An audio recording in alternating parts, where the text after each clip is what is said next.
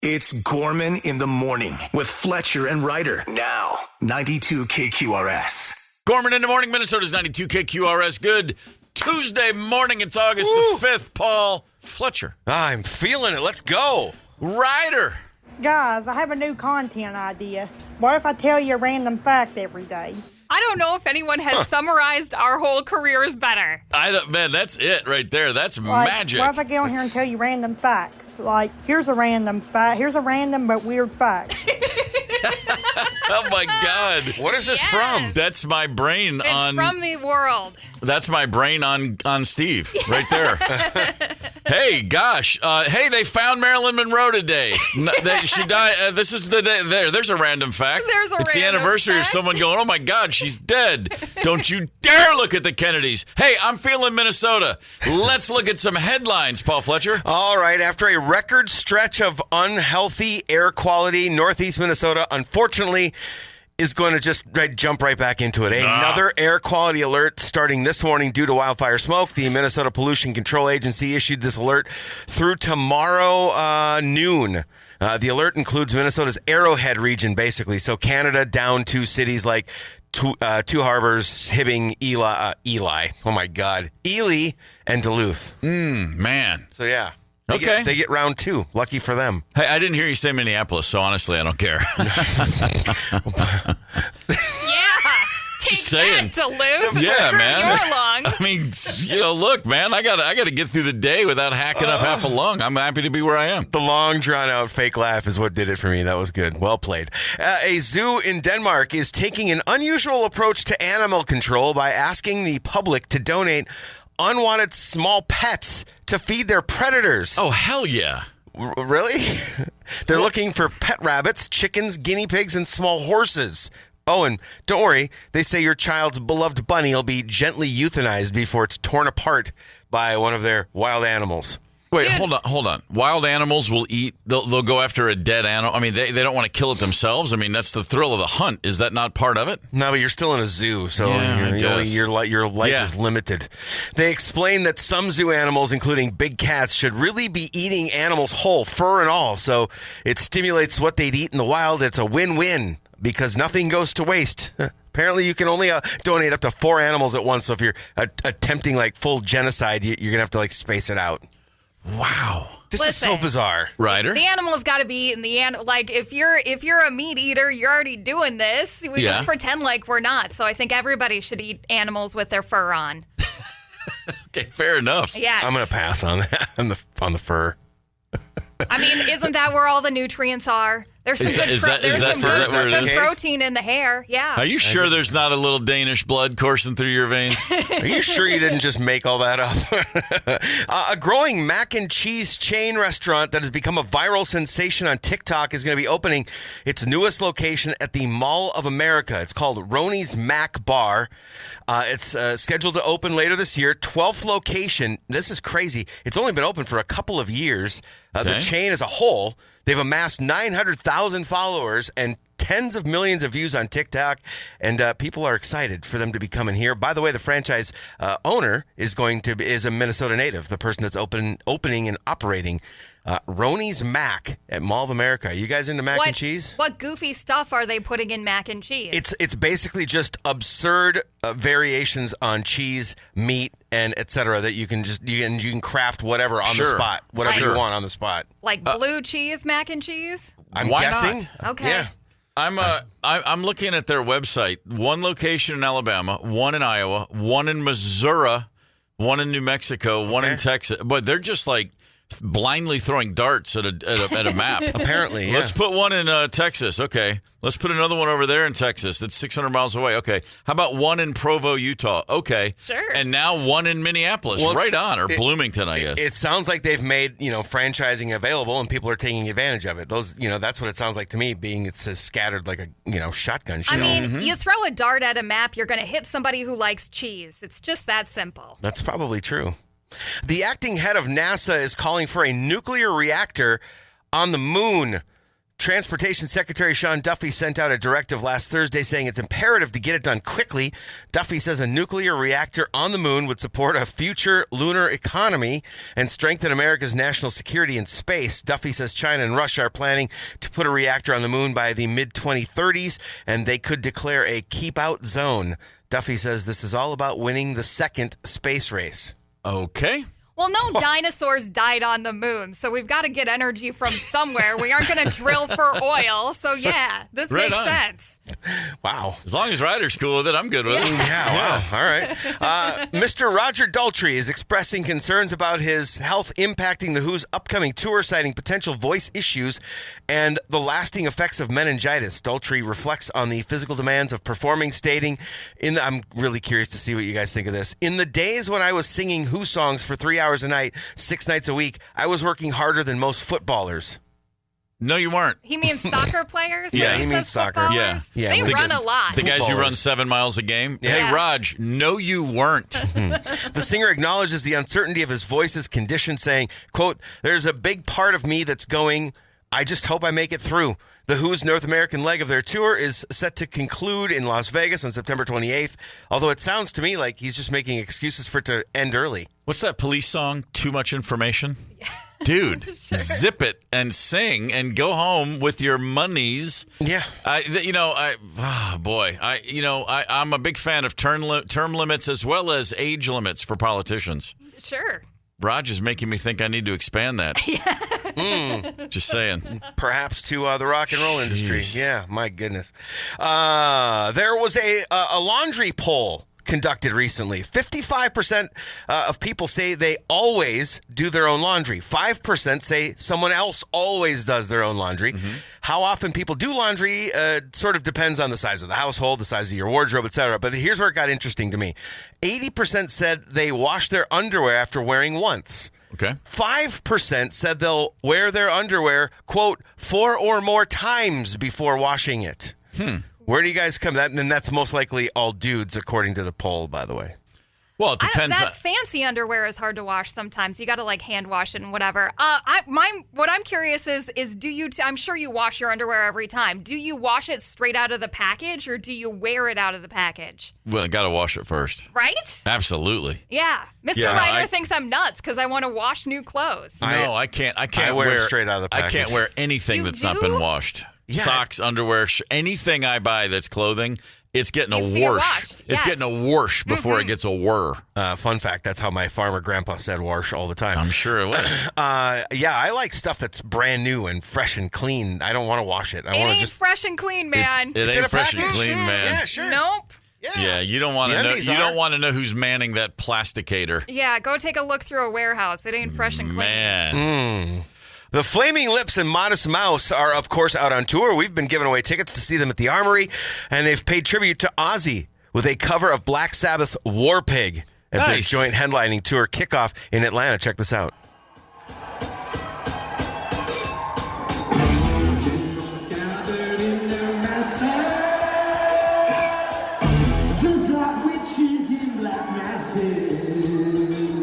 Not bad. The Okay, he's crowd not jumping in on that the same way Yeah. they would at a Judas Priest show. different vibe, But- and he's rushing the vocal. But hey, I'm not going to nitpicks. I'm not going to pick nits.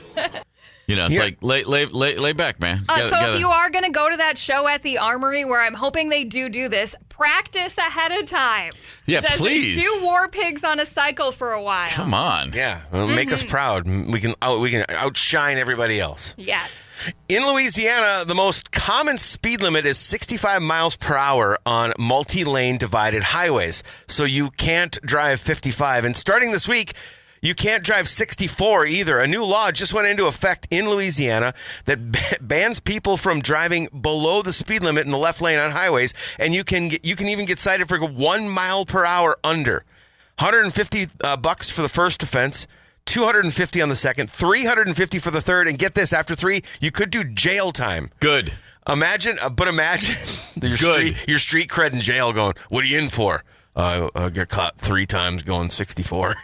Yeah, you're not gonna get the sentence out of your mouth before someone shivs you, and that someone will be me. Get out of the left lane, you knuckleheads! I'm trying to pass. Yeah, I'm all for it, man. I'm a left lane stickler. Just get in and get out. I think we're driving you nuts because Minnesotans are real bad at driving in what should be the passing lane. Well, I was going to say real good at it.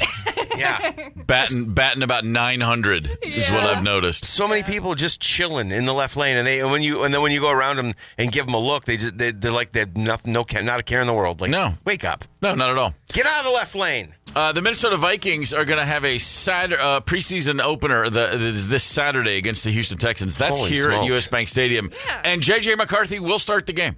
He will be playing. Now, we don't know how much he's going to play. I would love to think he's going to play 1 or 2 series of downs at best. But he will be on the field to begin with. Coach O'Connell generally doesn't play a lot of starters in the preseason. So, correct. No one does. But you know what? This is kind of hard to argue. The guy hasn't played a meaningful snap since the national title game 2 seasons ago when he was a college kid. So, yeah, get him on the field. Last time we saw him on the field, of course, he blew his knee out, so hopefully he has a better day on Saturday. Yeah, don't do that again. No. Get on the field, but don't do that. Speaking of off the field for a while, the Minnesota Lynx announced Nafisa Collier will be out for at least 2 weeks with that sprained ankle from the game Saturday in Vegas. She a right ankle sprain confirmed, at least 2 weeks out. Right now, in case you're wondering, she was the MVP of the All-Star game. She is the league's best player this season for sure. I mean, just if they were voting today for MVP, she'd win in a runaway. The team has a 24-5 record. There are 15 games to go. All in all, a good season for the Lynx. This is great, though. You know what? A few weeks before the end of the season, let everybody else take some time on the court, fill in for her. This is like a pre-playoff experience. Get everybody playing. It's when your best player goes down for a little while, sometimes it's great for everybody else. Well, that and the depth with which we've been covering throughout the season. Yeah. You'd think that they're maybe equipped as good as anybody to deal with this, right? Oh, absolutely. You know? Yeah, but that nothing beats actual time on the court trying to figure out how to deal with That's what I mean, yeah. with adversity. And for the record, a buddy of mine's an Uber driver in town, and he picked her up yesterday, and he texted me. He goes, Nafisa Collier just got out of my car. She was really cool. And I'm like, yeah, good for you. Come by and pick me up next time so I can hang out with her. The Minnesota Twins. That wouldn't be awkward. The Minnesota Twins, it's been 10 months since the Pohlads announced they're going to sell the franchise. The Pohlads are still, in case you're wondering, the owners of the franchise. Yeah. A couple of fun facts to remember. They traded away about 40% of the roster last week. And also, this season in the major leagues, the highest winning streak belongs to the Minnesota Twins. That 13-game streak is the longest in the majors. Wow, really? So talk about it was the best of times, it was the worst of times. What a bizarre season this is. Yeah, it really is. The Twins, who cares what happened last night? They face the Tigers tonight in Detroit. 5:40 first pitch. Zebby Matthews on the hill for the Twins. And with a name like Zebby, he talks like this. Hey, did you see the Senator? I was going to come in. I threw a screwball and he hit it out of the park. That's the way a guy named Zebby should talk. And secondly, the starting pitcher for the Detroit Tigers, Chris Paddock. Oh, yeah, great. Isn't that nice? I smell a no-hitter. He's going to boat race the Twins tonight for sure. Mm-hmm. Fun fact, quickly, on this day in 1999, Mark McGwire hit his 500th home run. Oh, that's a year after the big home run chase, and it was a big deal. That was his last. He retired with under 600, so that was the last big milestone. And after the game, he thanked his fans and his family, and God did all the things. And then, ever the gentleman, he thanked all the beat reporters for their support before hitting the showers. Now, hitting the showers for Mark McGwire was, of course, a euphemism for jacking himself full of enough steroids to power a state penitentiary for 6 weeks. Yeah, but hey, the fact remains, it was fun watching those balls go real far. I was just going to say, the summer of McGwire and Sosa, steroids aside, was a whole lot of fun. Not only the steroids. Remember when Sosa got caught with a corked bat, too? It's just like, man, could you? I mean, dude. I don't even care. Dude, just give me more. Just give me another summer like that, man. Absolutely incredible. St. Louis Park, glad to have you with us this morning. Hell yeah, Come on, we are. St. Louis Park. Spot. Lower Westopolis. That's exactly what call. it is. Yeah, it is. I can only get enough. There's only so much Westopolis I can take in a day. It's just that much fun. Yeah. Gorman in the morning. Coming right back. 92 KQRS. Streaming from 92KQRS.com. Gorman in the morning is back. 92 KQRS. This just in. Terry Reid, great English singer. back in the day. Terry Reid, the man Jimmy Page first said, hey, I got a new band. Do you want to be the singer?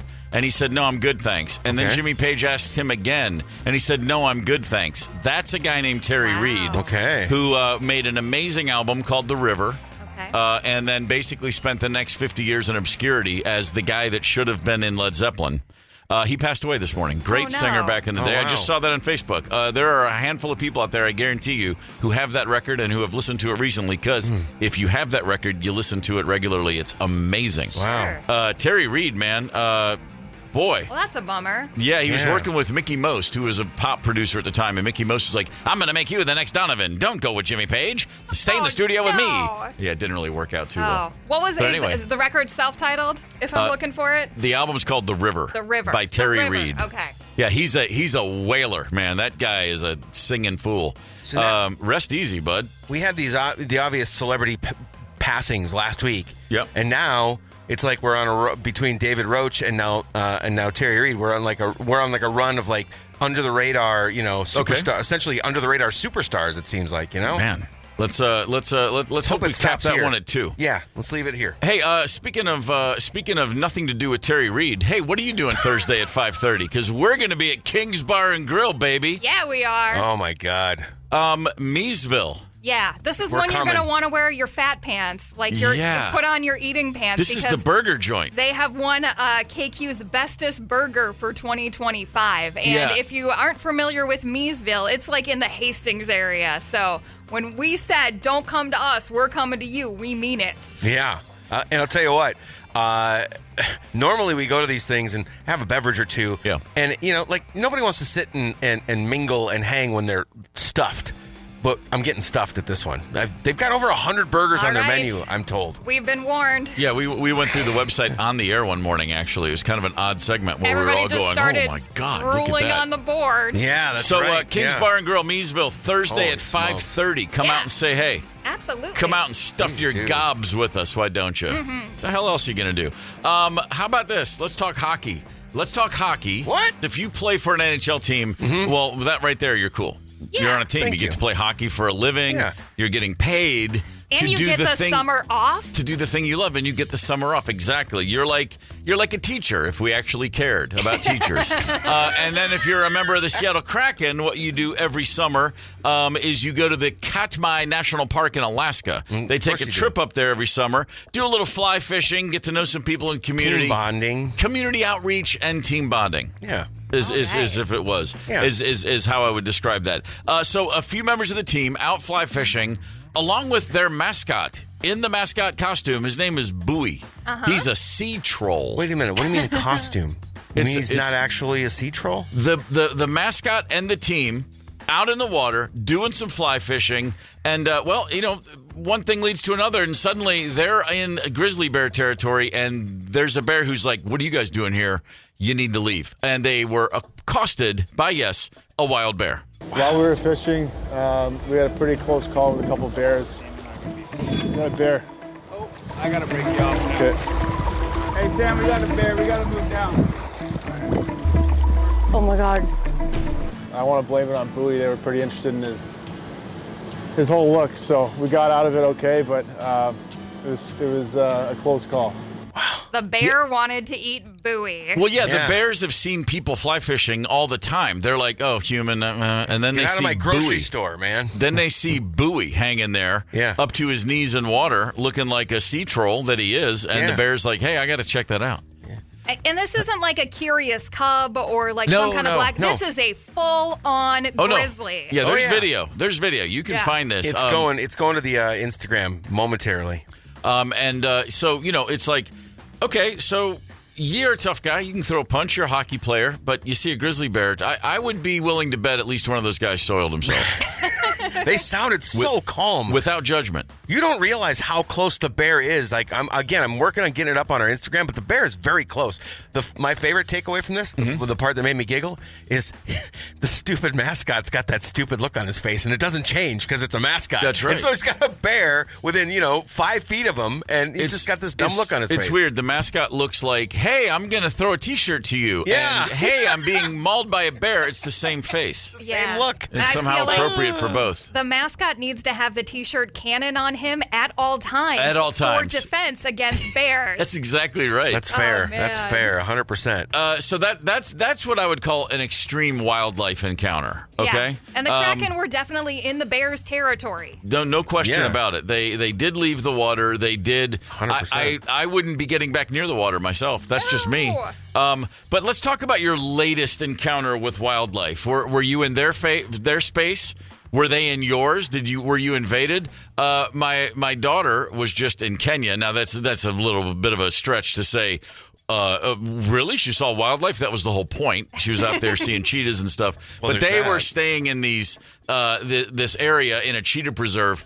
And the thing at night, they were like, make sure your door is latched because when you're asleep, those monkeys love to come in and get your food. And she was accosted by a monkey. Oh no! No physical contact, but he was just looking at her and she was looking at him and he's like, "Where's those sandwiches, girl?" And she was like, "Yeah," and heard some noise and the guy took off. So, wow. I mean, these things happen occasionally. She also in the Indian Ocean saw an octopus. How about that? Oh, that's neat. Who got the that's sandwiches crazy. though? Did she keep the sandwiches? She kept the sandwiches, Okay, good. or whatever She won? it was. She won? She got that one. Nice. And I thought of that because there's a child was accosted by an octopus. This was actually in an aquarium in Texas recently. There are marks on the kid's arm. All I know is this: if you take your kid to an aquarium and then you have a story that goes, "Oh my God, you should have seen when the octopus grabbed his arm," you failed as a parent. That's true. You don't let your kid get anywhere near where an octopus may be. That's a touch tank. 651-989-ROCK. Let me know your most recent wildlife encounter. Was it your fault? Was it their fault? I'm kidding. It's always your fault. 651-989-ROCK. Chaz texted. He said, I was fishing on Mille Lacs one time and accidentally caught a pelican on the end of my line. Pelicans are not the brightest birds on earth, so Hold on. Pelicans in...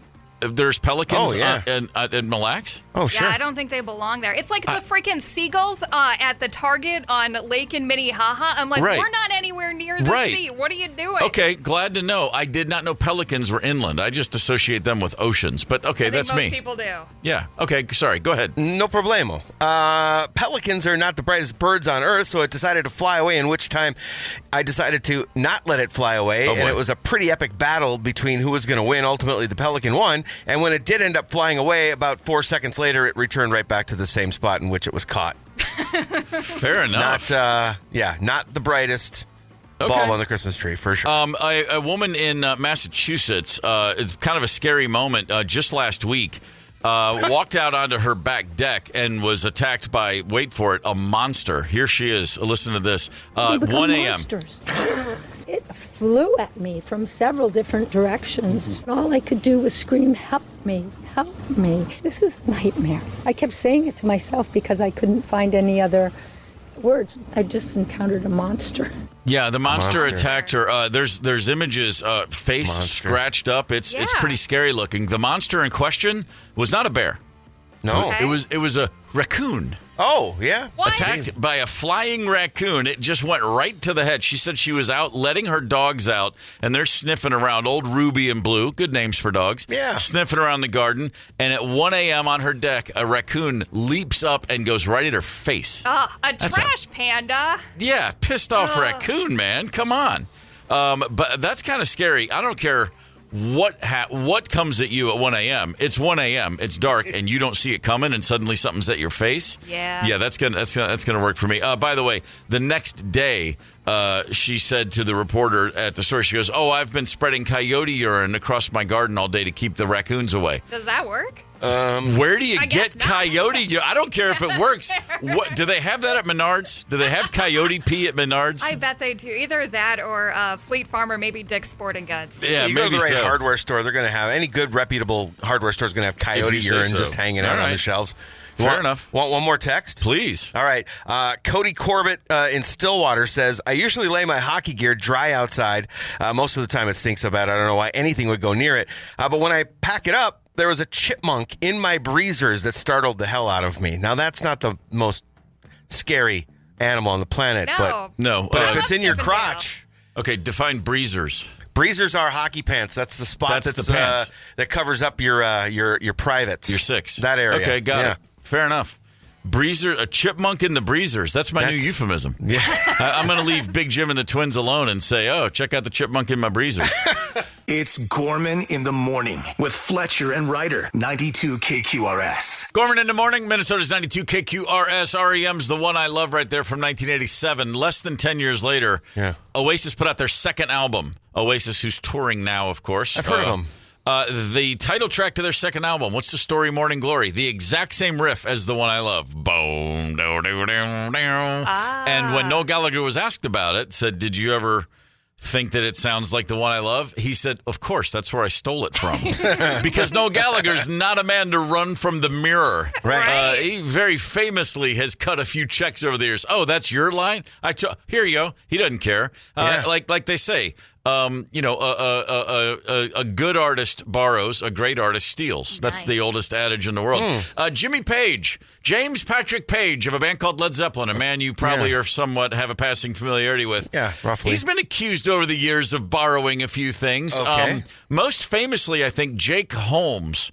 Who's Jake Holmes? Jake Holmes is a guy, a folk singer, an American singer-songwriter who back in the day, 1967, wrote a little song that he then performed live at a club in the Greenwich Village in New York. Okay. And in the room that night, listening, was a guy named Jimmy Page, who at that time was in a band called the Yardbirds. Right. And the Yardbirds then suddenly had a song of the same name. Oddly enough, it was called Dazed and Confused. Interesting. And then Led Zeppelin a year later became a band, and they too had a song called Dazed and Confused. Wow. Which was, again, the same title as a song by a guy named Jake Holmes. I mean, there's only so many words, you know? There's only so many words. When Led Zeppelin was released and Dazed and Confused was on the album, the songwriting credit was Jimmy Page by himself. Later, in 2011... all new printings of that album say inspired by Jake Holmes. Okay. In addition to written by Jimmy Page. So sort of a compromise then. So a bit of a, he had to say, okay, maybe I was inspired by your version. First album, fourth song, and they're just getting weird right out of the gate. No shirt on, just bare-chested, of course. Come on, Percy the Viking. Like that, you don't need a shirt. No, hell no. So by the way, why is this a story now after they settled in 2011? Well, the documentary that just came out, Becoming Led Zeppelin, Jake Holmes sued yet again because there are several in that documentary. There's archival Yardbird versions of Dazed and Confused. Okay. And in the credits of the movie, he did not get credit. It just says Jimmy Page. And Jake Holmes is like, yo, dude, didn't we already settle this once? So he took him to court again. It's now just been settled. And again, they won't release the term. Whatever. Everyone said it's fine. It's over and done with. So dogging Jimmy Page to this day, the fact that he heard a guy play a song in a bar once and went, oh, thanks. I'll take that. Yeah, and just couldn't get it out of his head, right? Couldn't get it out of his head. Initially, I was thinking Jake was being pretty petty. But listening to that and seeing where Zeppelin has gone, et cetera, it's kind of like, you know what, dude, just do what's right. Yeah. That's what he's saying, I think. All right, are we legal-minded enough to know if Zeppelin had just put inspired by Jake Holmes on the movie, if that would have been the end of it? Or would they had to have cut him a check again? No, I think that would have been, he would have gotten whatever the financial part is, that would have been there. But I think he just was upset about the credit not being there. What I read, it was exactly that. The Zeppelin version in the documentary says written by Jimmy Page, inspired by Jake Holmes, but the Yardbirds version just said written by Jimmy Page, and so that was his issue. That's exactly what it is. So you said you thought he was being petty. Not as petty as Tom Petty doing Mary Jane's Last Dance, which is also the Jayhawks Waiting for the Sun. Fun fact. It is. Next time you want to put on the old Hollywood Town Hall and go, hey, where did Tom Petty get that intro? That's just a little throwing a little love out there for my Minnesota boys. No shortage of stolen songs over the years. Some have some lawsuits involved. Some don't. Some artists when Oasis put out Morning Glory, REM's reaction was cool. Right on. Nice. Yeah, cool. Yeah. I was in a recording studio in Los Angeles in 2003 with my friend Stereophonics. Later that year, I ended up going on tour with them, but at the time, they were mixing their fourth album. That was not in the plans at all. Okay. And they said, hey, come listen to the new album. I said, great. I go down, I sit down. The opening riff to the first song in their fourth album is a riff completely stolen from a Black Crowes song. Oh. And it started, I just looked over, and Kelly looked at me and he goes, I always thought I could put it to better use. I'm like, yeah, it sounds great. But it's like, you get inspired. You take things. These things happen. So there's a handful of others over the years. There's a lot of songs you hear and you're like, man, this song's amazing. And then some wise ass always goes, you should have heard it the first time. Gorman in the morning. Coming right back. 92 KQRS. Streaming from 92KQRS.com. Gorman in the morning is back. 92 KQRS. Speaking of WTF, it's my time to share some stories. Here's how we do this. Wisconsin, Texas, Florida is what WTF stands for around here. We're going to play you some news clips. One of these stories, all three of these stories happened in either Wisconsin, Texas, or Florida. Yes. And I'll go ahead. You know what? I'm going to go ahead and make it easy on you. Don't do that. I'm not going to do that. Okay. Oh, look at Ryder's like, no, don't you dare. All right, so I've picked some stories. We're going to play a little audio, stories that I find fascinating. And then here's the deal. We'll ask you to call in and tell us which states these happened in. The first caller who will get all three correct will win tickets to see a band called Def Leppard. Yeah, that's Def Leppard, a rock band from Sheffield, England, the notes say. Yeah, that's why we're not making it easy today, because it's primo Def Leppard tickets. Nice. Def Leppard at the Minnesota State Fair Grandstand. Bing, bang, boom. So let's get to it. Right. Let's start here. How about this one? A woman broke into a house. Okay, There was a little bit of some malfeasance. The homeowner was not there. The homeowner did have cameras in the house. Well, I think you'll hear what happened. Okay. Crime Stoppers released this week's Manhunt Monday suspect yesterday. It's someone some Facebook users in the area may recognize. Hunter Doty spoke with one of the theft victims to learn more. Misty Cape's face might be familiar to rants and rave members because she recently went small-town viral. Resident Stephanie Davidson was getting ready to fly back home when her neighbor sent her photos of Cape stealing from her home. Davidson quickly posted the photo to the locally popular Facebook page before her plane took off. And when she landed, she found that Cape had actually identified herself by admitting to the crime on social media, saying, quote, "People need to mind their own business. This woman called me trash just because I broke in her house and stole some stuff. She don't even know me." Davidson says her trip was 3 weeks long, and she's not even sure how long Cape had been inside her home. I wanted to throw up. I wanted to be sick. It's pretty bad. I think they've been in there probably the whole time I was gone, going in and out, just taking stuff, ransacked. It's hard to even tell what's gone and what's there. It's a mess. Misty Cape, also going by the name Misty Criddle, is wanted for theft between $2,500 and $30,000. If you have any information that could lead to her arrest, you can find the link to the Crime Stoppers tip page and this story on our website, newschannel6now.com. She should be easy to find. She's small town viral. Okay, so just to recap. Wow, that is a lot. A woman broke into someone's house, was photographed in that house as a thief. Yeah. Saw her photo on Facebook and the homeowner saying, "This woman is trash," and she responded, "Don't call me trash. You don't even know me."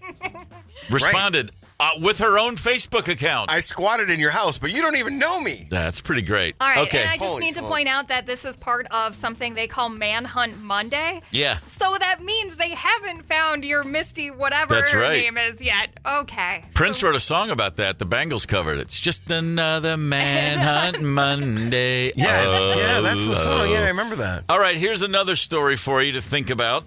Long story short, dude gets pulled over, decides he doesn't want to stay pulled over. Not his first run-in with the law. Boy. We're starting off our list this week with a guy who thought, at least for a moment, that running from state troopers was a good idea. Robert Phillips now finds himself as a wanted man after he violated terms of his probation following an arrest for fleeing and eluding officers at high speeds. Troopers were monitoring traffic at when they spotted Phillips barreling down the road at 3 in the morning at speeds upwards of 90 miles an hour. Oops. Okay. When they lit up the lights and siren, Phillips initially pulled over, but when the officer walked up to his car, he chose to gun the gas and take off. They ended up tracking him down at a residence about an hour later and charged him with fleeing and eluding and driving with a license that had been suspended indefinitely 4 years ago. After 2 months in lockup, he was released on probation, which he violated a few weeks ago. To date, Phillips has been busted 14 times on 89 criminal counts of burglary, drugs, grand theft auto, resisting, and robbery. He's also spent about a year in prison for his poor choices. Phillips is 6'5", 180 pounds, and upon his arrest, he will be held without bond. 6'5", 180.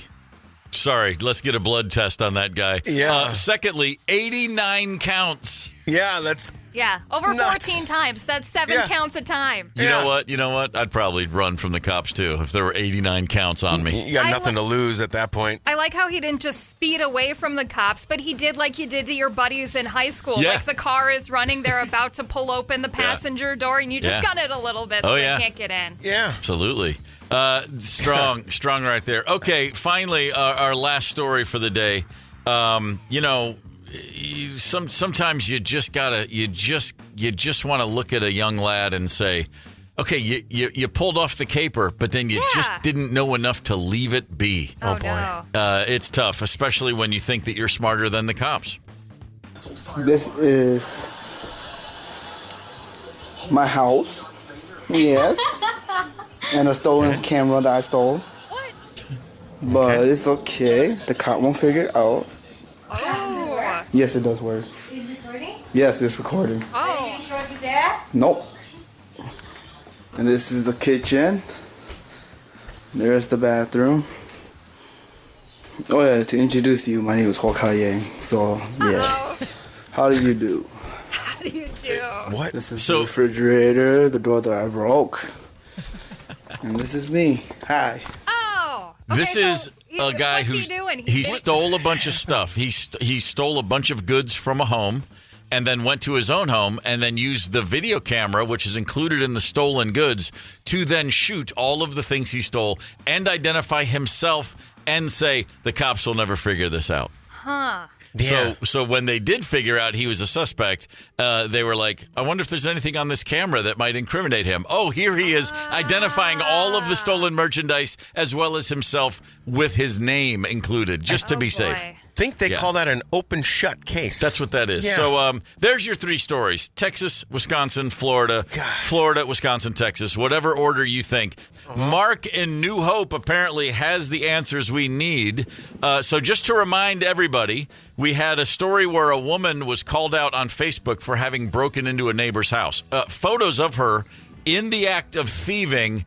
And when she saw her face on Facebook and was accused of the crime, she went to Facebook to go, hey, don't call me trash. You don't even know me. Basically confessing and admitting. So let's discuss this. Ryder, where do you think this story went down? Okay, this doesn't seem like a confrontational Midwesterner. This seems like somebody who's a little bit more ballsy. I'm just going to go with Florida. Okay. Fletcher? See, I that was the one that was Manhunt Monday, right? Yeah. And that feels very Wisconsin to me. Okay. So I'm going to go with Wisconsin. Okay. Mark in New Hope has the answer. What is it, Mark? Texas. Damn straight. Both of us. Come on. Swinging a miss. All right. My God. And now we've got a gentleman who was pulled over and then decided he didn't want to stay pulled over, so he took off. Long story short, 14 arrests, 89 counts. He's a professional criminal. He's 6'5" and weighs 180 pounds. I just love that stat. Where do you think this happened, Ryder?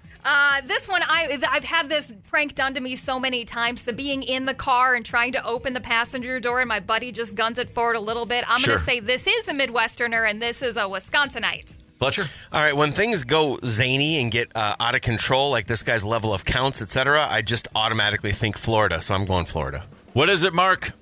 It is Florida. Bang, there it is. All right, one for Fletcher. Sunny FLA. All right, finally, guy breaks into a house, steals a bunch of stuff, including a video camera, and then uses that very video camera to film himself bragging about all the other stolen booty, and he identifies himself. And so when the police find him, it's kind of like, thanks for the proof. We will now put you in jail. Where do you think this went down, Ryder? All right, this is somebody who wants to be in the spotlight. They're looking for their time in the sun. So I am going to say this is in the sunshine state of Florida, maybe like a Miami. Okay. Fletcher? I agree with your take. However, I think that they're so bored that this is their version of entertainment. Okay. And because they're from some small little podunk town in Wisconsin. Woo! Mark in New Hope, what's the answer? It is Wisconsin. The Scotties. Look at Fletcher going 2 for 3 today. Right on. Mark in New Hope had the answers right. My friend, you've got Def Leppard tickets to the State Fair. Thank you for calling in and playing. Yeah, thanks, Mark. Wisconsin, Thank Texas, you guys. You guys Florida. are the greatest.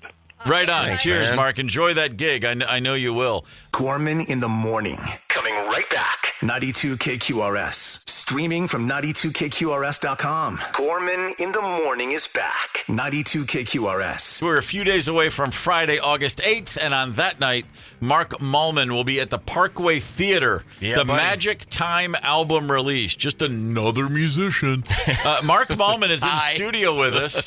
I said earlier, there's not enough descriptors for you, sir. I know. And so let's just get right to it. Magic Time album release. Magic Time album. Explain.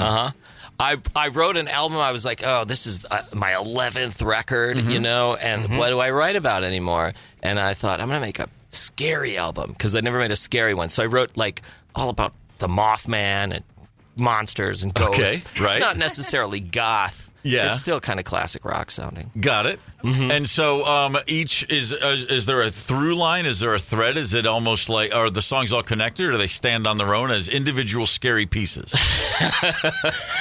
The scariness is I used them all as a metaphor about what it's been like to be a musician at middle age. Like I'm 52 right now. Yeah.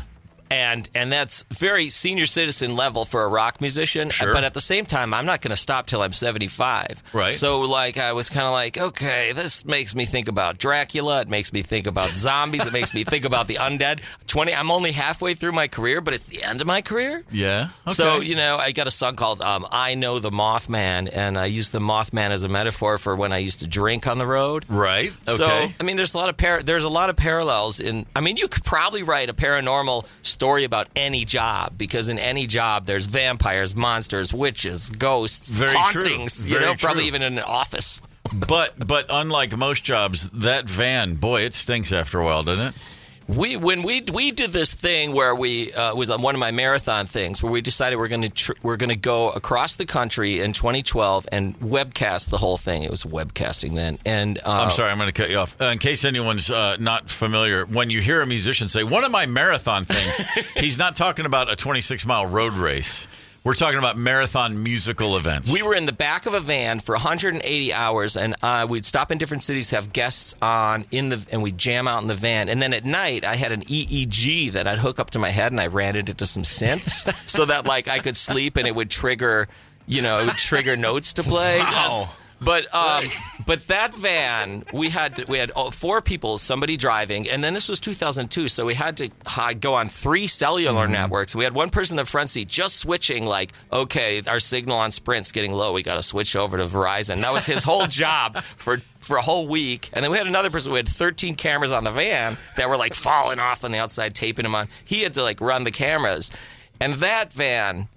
That was actually the stinkiest van I've ever rode in, 180 hours straight, and okay, the thing that you hooked up to your brain, to fire into the synth while you were sleeping, so you would hear music that was coming out of the way. Is that what was happening? Yeah, it's wild. I learned about it probably in 2011. They still make them. I mean, they make them all the time. Brain control is like a thing that you can use if you're like autistic and you want to control your wheelchair and stuff like that. It's a pretty open source. It's the emotive EPOC, and it's a bunch of these things you put to your head, but you can open source program it. So you can make it, if you can make it move your wheelchair, which is awesome that people have that ability. Yeah. But you could also make it, turn the blender on or anything you want. So I just said, like, when I'm thinking like stressfully, make the high notes, and when I'm thinking relaxed, make the low notes, and then, set the scale and close your eyes. Wow. Hey, remember at the beginning where you said there aren't enough describers? Yeah. You came in and you're backing it up. Like, it's so impressive. It's just awesome, man. It's art, like. In my mind, by definition, and then now when I'm looking ahead at the you got Magic Time album. Oh yeah, thank you. I'm hoping that when you woke up and listened back to what your brain was doing, it was like this, like in your sleep. You're just hitting all the horror classics. Speaking of the marathons, in 2010, I did the long one, the 78 hour one. I was planning to go there as well. And the first one I did, the whole goal was to be like, well, what happens when you like hallucinate without any assistance, just from sleep deprivation? There's no stronger drug than sleep deprivation. Yeah, it didn't work. The second one, it didn't work. The third one, did work. Around hour 67, 68, no sleep. I did have some caffeine then, but that's it. Yeah. And I think BT got me one shot of Yag. Like, that's it, though. And but the thing was, I don't remember the last 8 hours. But I've watched the video, and I thought, oh, you're going to be crazy, and you can't tell. I can't tell the difference. It was just like, oh, now you're running the band the same. So I'm really proud of my subconscious for pulling me through. Sure. Yeah. Muscle memory. Yeah. Muscle memory. Yeah, man. That many hours, that's when the edges start to fray a little bit. You know what I mean? Like the edges of reality, I would think, even start to fray a little bit. They fray fast. Yeah. Yeah, you hear people talk about hours. Keith Richards was awake for 2 straight nights mixing Exile. Yeah. Child's play. Well, my dad. Malman went 78 hours. The thing is, my dad was like, you can't do that. You shouldn't do that. And I was like, you've had 2 kids, man. You've had 2 kids. You know what it's like to stay up for an entire year. That's very true. 100%. Mark Mallman is at the Parkway Friday night, a Magic Time album release. This is, you said, your 11th album. Yeah. And so, will the show? What's the band? What's the lineup? What's the setup for the gig? What's it going to actually sound like? How many people are up there with you? I mean, when I do these bigger shows, it's really fun because we just got back from a run of dates. We're in Kansas in some 100-person room, and it's the worst smelling bathroom of all time, and it's a dangerous neighborhood. I've been there. Yeah. And then, you go to the next show and it's the same thing. You used to it. But then I'm lucky I can come back to Minneapolis. I can play a theater. Right. There's seats. You get a backstage. And you can really, for once, you get to be a rock star a couple days a year, at least in the performance. You're still loading your stuff out. I memean, it's still just a job, but at the working class musician level, which is most musicians, 99%. Exactly. A lot of them, we're just we have a bias because all we see are the rich and famous ones, but most of us are just out there putting our time in. The day you pay one bill as a musician, you're ahead of 99% of everyone who's ever tried to do. It's true. I mean, everybody that's ever quote unquote made it has 100 friends, and you're like, they're way better than me. Why isn't this happening? Yeah, you just got to know how to live cheap. I think that's really a big part the of best. And that's with any passion job. Yep. But when we do these shows, the Parkway's awesome, and I'm gonna have we'll have a little string section moment, and we'll have a little the appetizer and the palate cleanser. Mark Mallman, are you from Minneapolis, St. Paul area? I'm from Waukesha, Wisconsin. Waukesha, Wisconsin. Okay. Yeah, I got the heck out of there at 18. And I stayed here. Yeah, and you figured it straight out. Then for the Twin Cities at 18. Here, I lived in Seattle. I lived in LA when I was scoring a lot for stuff, and then I came back here to do projects. Got it. Got it. So, was it always music as a kid, little kid? Was there always? Always. I mean, look, I have this theory. All kids go through a period. It's like as regular as puberty. All kids at some point want to be a marine biologist. Sure. I don't know why. So aside from the 2 months I was confident that marine biology was my destiny, it's always just been piano. Piano. And so you get to that point where I'm 52 and it's not like a question of I must do this or I will perish in the night, but it is more like it's what I do. It's what I am. So it doesn't bother me, it's fine, whatever. Got a minivan, drive it around. Sure. You've also been able to adapt because things have obviously changed quite a bit. I'm at your age. I'm 51. Okay, yeah. But you almost seem surprised by your own TikTok success.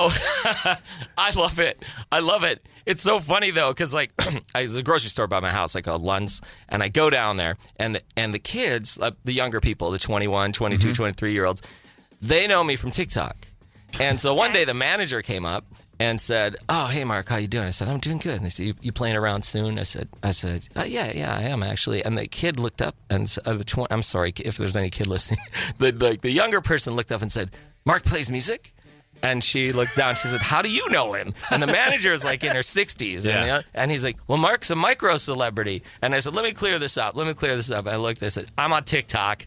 And then I said to him, "I have a star on First Avenue." And they were like, "Oh, okay." And I was like, this is a weird moment. Every now and again, worlds actually collide. Yeah, my shows now are Gen X, and Gen Z, and there's no millennials because I missed that part. But Yeah. TikTok's Right, yeah. TikTok's the best. I love it. I love it. You didn't master MySpace. This is what it boils down to. I saw your star last night, by the way. We were down at Target Center. I'm so proud of it. It's so cool. The TikTok history lessons are fantastic. I love it. It's so great. You know, the cool thing about it is I recently fell in love with Pearl Jam, which is weird because I'm a Gen Xer. I'm super grunge. I always didn't get Eddie Vedder because it just sounded like a coffee shop fakery guy.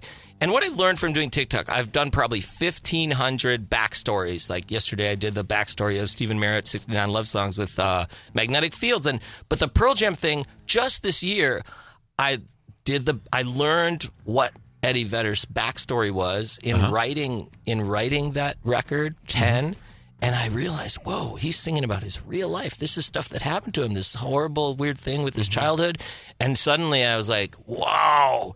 Every time I pick something to learn about on TikTok, even like that song How Bizarre by OMC, I'm like, oh, this will be a funny one-hit wonder. Yeah. And then I learn about the dude's life, and he like, after How Bizarre ended, he opened a pawn shop for like 15 years, and then he got shot in the pawn shop, and his life is bizarre, you know? But like, I guess what I really learned from TikTok is if you dislike something, you're probably wrong. If you say, oh, I don't like it, you're probably wrong, because learn about it, and you'll be like, I love it. Yeah, so you can get a little information goes a long way. It does. Absolutely. It really helps. Yeah. Like if there's something your friend loves this band, you're like, I don't understand why they love it. And then you find out, and you're like, wow. I just saw on your Instagram page the other day when Ryder said you were coming in, and I'm looking at it, and I saw the video you posted about when you stopped drinking and how much that changed your life. Oh, yeah. And it was, correct me if I'm wrong, it was New Year's Eve 2014. Yeah. I somehow in my head thought that meant New Year's Eve 2024, and I was like, man, he's done a lot in 8 months. And then I went, oh no, it's 10 years and 8 months. Never mind. But I had a 30-second moment there where I was going, holy, he's already written the book. He's already done this. Oh my God, how much was he drinking? He really put the wings on when he stopped. But it's still impressive for 10 years. But for a minute, it was super heroic. I mean, yeah, it's, you know, and the thing about quitting drinking is for some people it's easy. For some people they aren't. Like it's so hard, and they just deserve like all the accolades. You know, you get maybe for people in AA you get like a medal or whatever, but some people deserve like $1 million or something for how much you have to go through to, you know, and it's just different for everybody. I think it's one thing to remember when someone says, you know, I'm quitting drinking, to remember it's not like, you know, filling your gas tank where it's almost the same every time. It's so wildly different for everybody. For me, it was very easy. It was, huh? So. I was just going to ask. Yeah. It was very easy. I knew I had to do it. I did it. I had to do it for, like, anxiety. I was getting such bad anxiety. And I just stopped, and that was it, you know. But I've met a lot of people since then, you know, where at Hazelden I'll go down and talk, and they're like, no, we want people who, you know, aren't alcoholics to talk too. And I met a lot of people, and I've learned deeply how difficult it is. Like, so difficult. But everybody, their lives improve. And I'm not saying anything bad about drinking, but I'm saying quitting drinking, you never go wrong. Like, so there's all of the reasons that people struggle with it. On top of it, if you're an artist, there's such an inherent, intrinsic, built-in.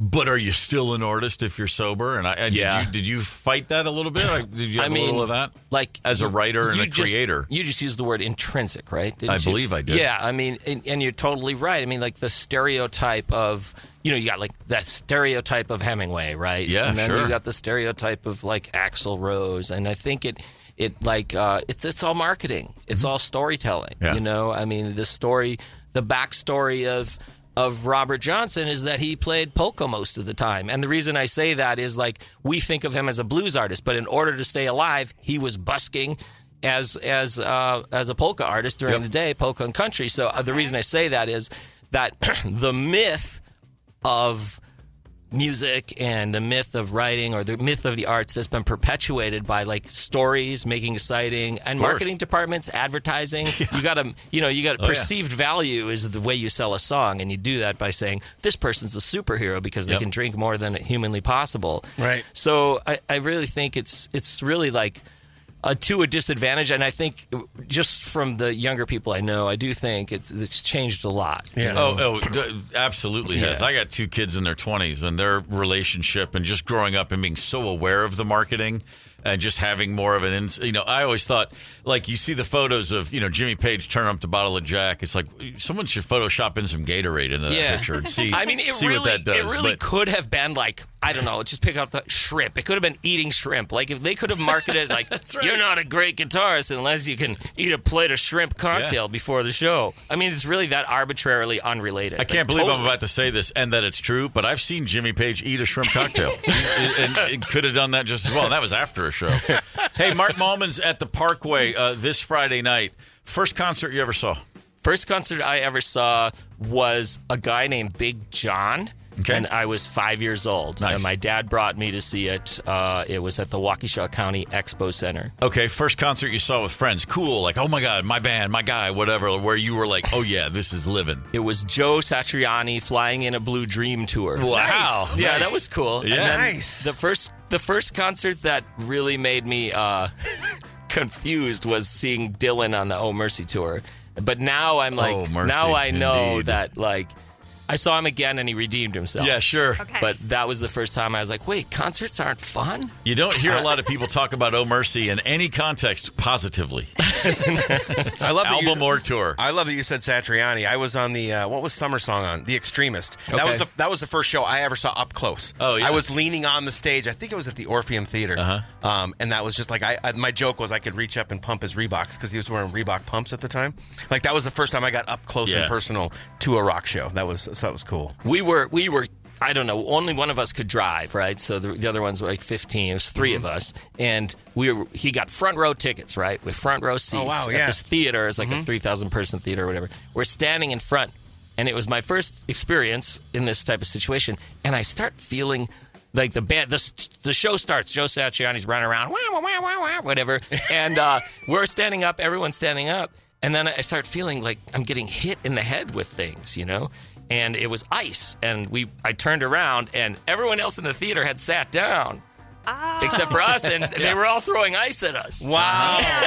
That'll happen. It's like, oh, okay, I'm learning.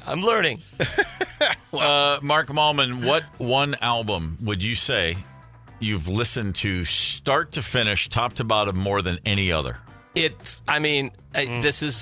This is probably a lot the same for everybody. I mean, true for a lot of people. Dark Side of the Moon, just because I started listening to it when I was 14. Yeah. And I just put it on. Otherwise, my comfort album is U2 Joshua Tree. Mm-hmm. I think it's perfect. And again, like, I read this study recently that people generally, their favorite music is what they were listening to when they were like 16 to 20. Sure. And absolutely. It doesn't matter what genre it was. Yeah, right. Yeah. But Joshua Tree always just hits my heart. Right on. Mark Mallman's at the Parkway Friday night, 7 p.m. doors, 8 p.m. Music starts. Thank you for coming in, man. It's a pleasure to meet you and chat. Thanks for getting me up early. Yeah, right on. Go see Mark Friday night. It's time for the last word. A quick one today.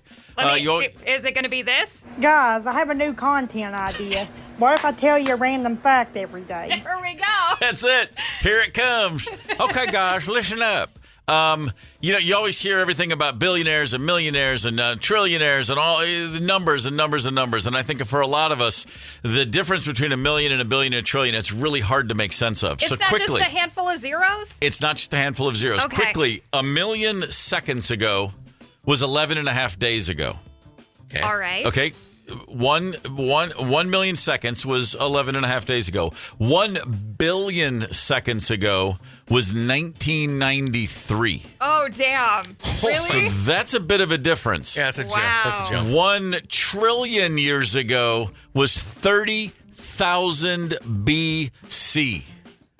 Dinosaur? Is that dinosaur time or is that pre-dinosaur way, time? Who even way knows? before. 30,000 years before. There's only been 2,000 AD. yeah. 30,000 BC. That's a trillion seconds ago. Fossil fuel time. Yeah, that's exactly right. So when someone mentions to you the U.S. national debt is growing by $1 trillion every 6 months, that's a problem. Ooh. Just so you know. Not that's a enough problem. fossil fuel there. Hey, so anyway, tomorrow on this very show, Beat the Jock Yes, and I think it's going to be for tickets for a show that Paul Fletcher, you're going to announce, I believe, at 11 a.m. this morning. Do you even know anything about this? I don't, but I'm excited to announce it for the people. I love when Paul Fletcher's flying blind. It's the best. Surprises all around. All right, I'm excited to learn about this and then share with the people. Yes. So what else is happening today? I've got Commercial Freedom just after 11:45. We got Avett Brother tickets about 1:30. Text keyword. And I'll play Mark Mallman's new favorite band, Pearl Jam, just after 10. Right on. Keep it right here then, 92 KQRS. Gorman in the morning is also Gorman on the go. Get the 92 KQRS app and stream live or catch the Gorman in the morning podcast anytime. 92 KQRS.